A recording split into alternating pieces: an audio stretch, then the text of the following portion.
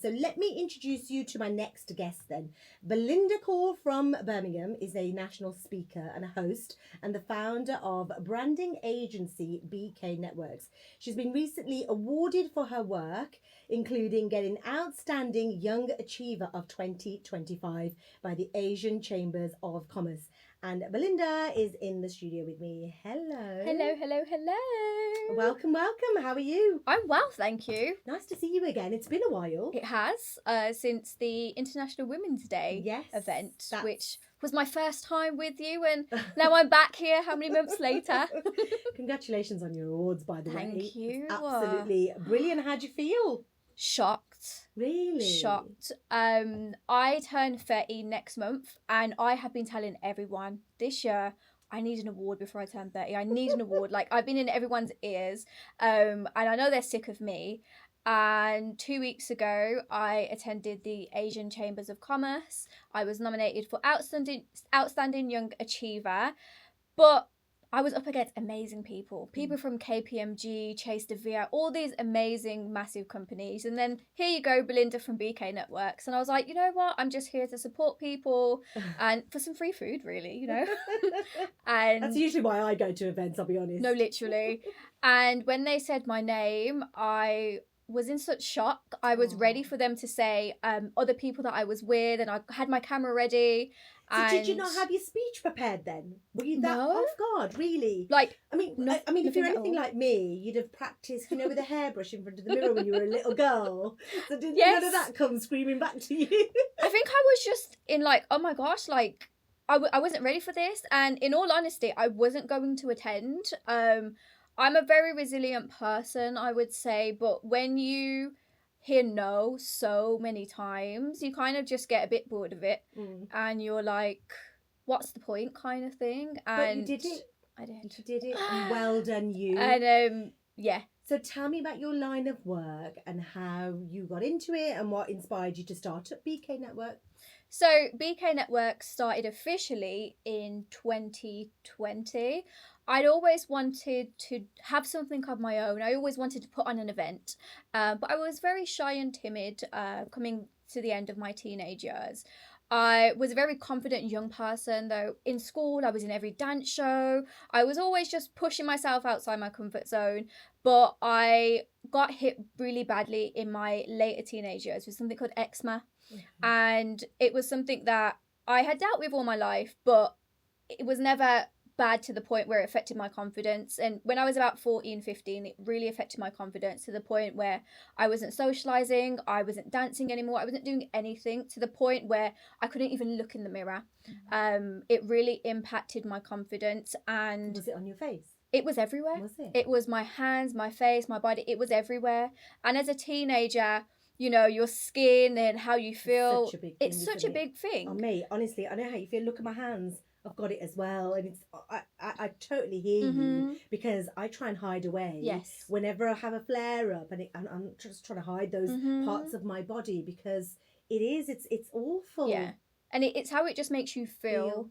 And 9 times out of 10, other people don't care, but it's how you feel, and it really affected me. And I tried everything to really just feel comfortable with myself, and I just didn't. And I started doing something that wasn't the norm to me, but I remember just speaking to myself positively, like every single day, like, Belinda, you are beautiful, like, Belinda, you are deserving, like, and I was saying all these different things, and I didn't know what I was doing. I'd never heard of affirmations. What's that?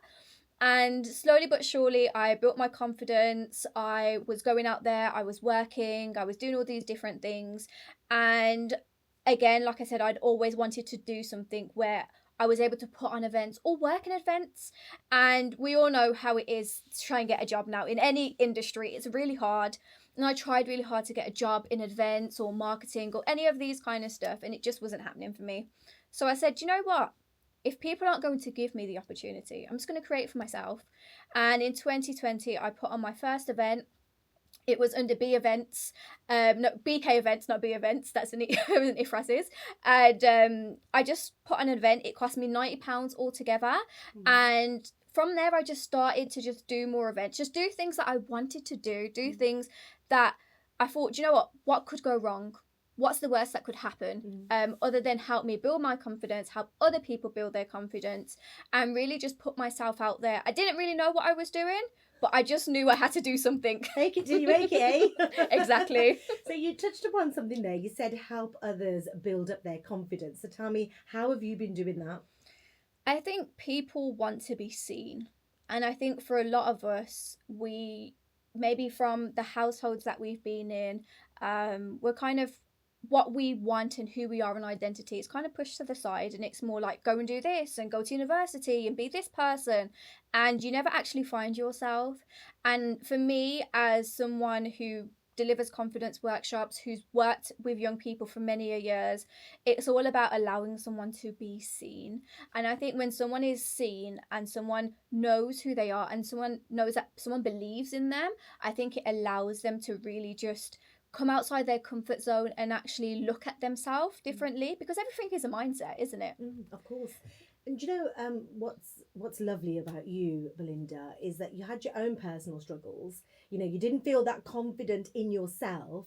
You kind of almost self-taught to be the way you are. Yes. But then whilst you're going along that journey yourself, you're also helping other people overcome their struggles and become more confident. Now that is pretty special.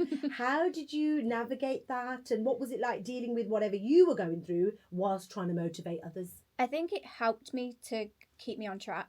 I think for me, my way of dealing with things is just being busy. And I think for a lot of people, that's what we do. And I think by being busy and like, okay, right, I have an objective, I have a goal that I have to work towards, it keeps me going and it keeps me striving towards being the best version of myself so other people can see that. Because for a lot of us, 10 years ago, there was not a thing called mentorship or coaching or this or that. And so many young people have really benefited from mentorship or having someone that they can talk to. And it is all about helping the next generation of people. And from all our learnings, everything that I have done, which may be a small amount right now, but it's about helping people as well, for them to understand through my struggles actually that they can do it, and that it is okay to try something and it go wrong. And I've had loads of different businesses and some have been an experience, some have maybe not worked out the way that I thought, but actually it's built me into who I am today. Yeah, I mean, well, that's part of the learning, isn't it? That you learn from your mistakes, you brush yourself off, and you carry on, which obviously you have been doing. Tell me a bit about your networking then, and how that can be, you know, a powerful tool, especially for young people, especially for women from a South Asian background as well. Oh gosh, yeah. So we run. Well, next year, actually, we're planning to run a networking event every single month. But we run different events. So we run something called Entrepreneur Talks, which is in partnership with Metro Bank, just across from Primark in Birmingham. And it's all about helping people to build their personal brand. We have different people. We've had some amazing people from BBC come and speak at our events. We've had DJ Day Day come and speak at a few of our different events. We've had Amber Sandhu. We've had TikTokers. We've had all these different people who have built their brands, which young people from colleges, universities come and they get to experience and ask them questions. And they also get to be the host as well. And it's given them the opportunities to do that. We run workshops around personal branding in schools and colleges. But next year, it's really about stepping outside our comfort zone for BK Networks and really just putting on an event every single month that is going to help people in different ways. Maybe it might be with a brand, maybe it might be an entrepreneur talks, maybe it might be a dinner, but something that is going to be an excuse for young people to get out and to engage with other people, maybe their age, maybe people who have 10 plus years experience on them, but just exciting things for Birmingham. And is that the key then? Get out there, because I know, you know, ever since COVID, we've kind of got used to online meetings or, you know, social media and kind of just stuck in our rooms on our phones and stuff. So what would you say to someone who feels intimidated by the thought of actually getting out there and meeting people and socializing face to face? For me, I think about the oldest version of Belinda possible, and I think about her on her bed when she's old and she can't do anything, and the carers have to come along, and it's just about having that thought of like, I never have regrets that I didn't do something, or that I didn't step outside my comfort zone, or that I didn't try that. I think, you know, it is hard to go into these new environments. I know for myself, even now sometimes I'll go into these rooms where I don't know anyone, and the first thing that I do, if there's a bar or somewhere to get a coffee or a drink, I will go to the bar. I will take my time. I will have a look around the room, see if there's someone maybe by themselves, see if there's someone that actually they look like they're laughing and maybe quite friendly, and I will kind of find my way to fit in there. Because at the end of the day, if you don't push yourself outside your comfort zone, if you don't put yourself in these circles, no one's going to know who you are. No one's going to give you the opportunity to become the best version of yourself, because no one cares about you as much as you do. And if you're not willing and ready to give yourself that opportunity, then no one else will. That's a really fair point as well, actually. And I guess the more you do it, the more comfortable you get. So it might feel a bit weird, you know, the first time or the second time, but it must get easier and easier, right? No, definitely. And let's just take this for an instance. I was sat here 6 months ago, and I don't believe I was even this confident to have this conversation. No, I think you brought notes in with you last time. Yeah, I brought my little notes. I did, because I was like, I have to be ready. I have to be prepared. What about if I don't say the right thing? And now I don't have my phone or anything by me, because again, like over the 6 months, it's just pushed myself outside my comfort zone. And I think it's just taking that step by step every single day. It's not about jumping the line or jumping the queue and being the best as soon as you wake up tomorrow. It's just about trying each and every day, and utilizing the people that are around you. I can say that I can put my hands up and say that I don't do it as much as I should, but ask for help, because we're figuring it out. We don't all know what we're doing. No one's going to figure it out. I'll tell you that now. What advice would you give to a young person then who, you know, has got big ideas but just doesn't know what to do with them or where to start? I think online is an amazing space that even 5 years ago it wasn't where it is now. And I think first, actually, before the social media, take it back to the people that you know, your circle that's already there. Speak with them.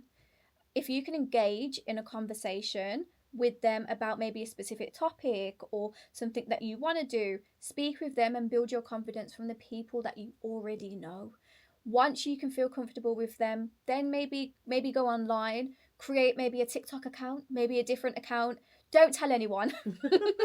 And maybe even if it's just getting comfortable in front of the camera, but just doing something that is going to help you become even more confident when you have to stand on stages or when you're doing this. But it's about finding a way that works for you. I know for me, during the pandemic, one thing that I did was I used to go live just randomly.